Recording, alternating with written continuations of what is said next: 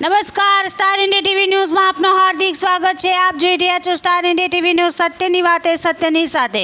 બોરસદ તાલુકાના મોટી શેરડી ગામના પ્રાથમિક શાળામાં 2 દિવસ પ્રવૃત્તિ વ્યાવસાયિક શિક્ષણ અંતર્ગત આનંદ મેળો યોજવામાં આવ્યો। સવારે શાળાના સમય દરમિયાન 5 કલાક આનંદ મેળો શાળામાં લાગ્યો હતો।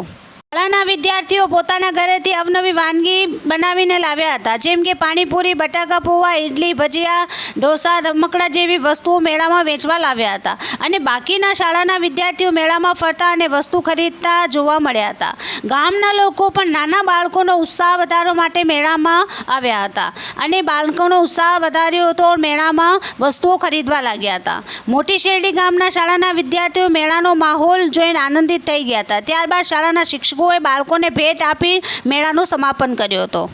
Star India TV news reporter Naresh Makwana, જિલ્લા આણંદ।